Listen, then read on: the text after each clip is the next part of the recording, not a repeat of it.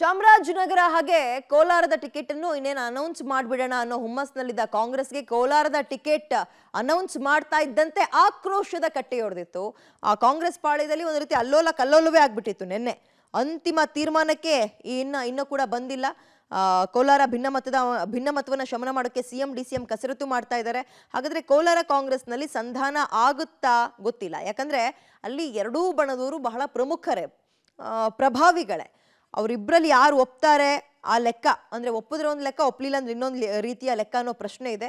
ಎರಡೂ ಬಣದವರು ಮಾತಿಗೆ ಬಗ್ಲಿಲ್ಲ ಅಂದ್ರೆ ಸಿಎಂ ಡಿಸಿಎಂ ಸೂಚಿಸುವ ಸಮಾನ ಮನಸ್ಕ ಮೂರನೇ ಅಭ್ಯರ್ಥಿಗೆ ಅವಕಾಶ ಸಿಗುತ್ತಾ ಅಂತ ಗೊತ್ತಿಲ್ಲ. ಓಕೆ, ಮೂರನೇ ಅಭ್ಯರ್ಥಿಗೆ ಅವಕಾಶ ಸಿಗುತ್ತಾ ಅನ್ನೋ ಪ್ರಶ್ನೆ ಕೋಲಾರದಲ್ಲಿ. ಯಾರು ಆ ಮೂರನೇ ವ್ಯಕ್ತಿ ನೋಡ್ತಾ ಹೋಗೋಣ. ಒಂದ್ ಕಡೆ ರಮೇಶ್ ಕುಮಾರ್ ಬಣ, ಮಾಜಿ ಸ್ಪೀಕರ್, ಮತ್ತೊಂದ್ ಕಡೆ ಸಚಿವ ಮುನಿಯಪ್ಪ ಅವರ ಅಳಿಯನಿಗೆ ಟಿಕೆಟ್ ಕೊಡಬೇಕು ಅಂತ ಫೈಟ್ ಅಲ್ಲಿ ಜೋರಾಗಿ ನಡೀತಾ ಇದೆ.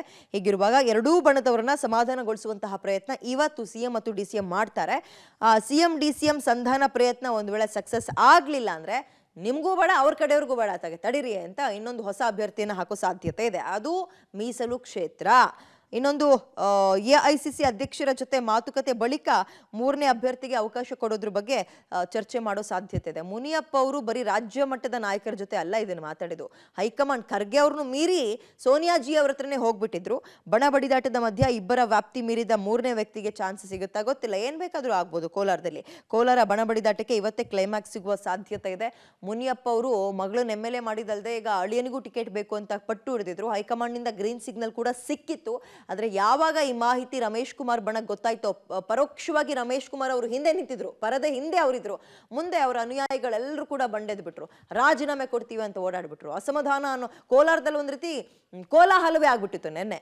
ಹಾಗಾಗಿ ಅದನ್ನ ಹೋಲ್ಡ್ ಮಾಡಿದ್ದಾರೆ. ನೋಡೋಣ ಏನಾಗುತ್ತೆ ಇವತ್ತು ಅಂತ. ಅವರೆಲ್ಲರೂ ತಂದಿದ್ದು, ನಜೀರ್ ತಂದಿದ್ದು ನಾನು, ಅನಿಲ್ ಕುಮಾರ್ ತಂದಿದ್ದು ನಾನು, ನಂಜೇಗೌಡ ತಂದಿದ್ದು ನಾನು, ನಾರಾಯಣ ಸ್ವಾಮಿಗೆ ಇವರಿಗೆಲ್ಲ ನಾನು ಸಹಾಯ ಮಾಡಿದ್ದೀನಿ. ನನಗೆ ಯಾರೂ ಕೆಟ್ಟದ್ದು ಮಾಡಿಲ್ಲ.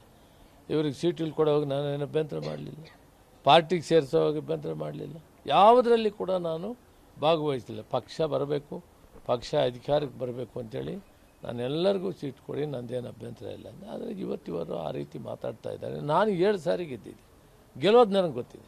ಅವ್ರನ್ನ ಕೇಳಿ. ನಾನು ಶಿಸ್ತಿನ ಸಿಪಾಯಿ. ಕಾಂಗ್ರೆಸ್ ಹೈಕಮಾಂಡ್ ಏನು ಹೇಳ್ತದೆ ಅದಕ್ಕೆ ಬದ್ಧವಾಗಿದೆ. I don't speak more than this. ನಾನು 7 ಸಾರಿ ಗೆದ್ದಿದ್ದೆ, ಗೆಲ್ಲೋದು ನನಗೆ ಗೊತ್ತಿದೆ.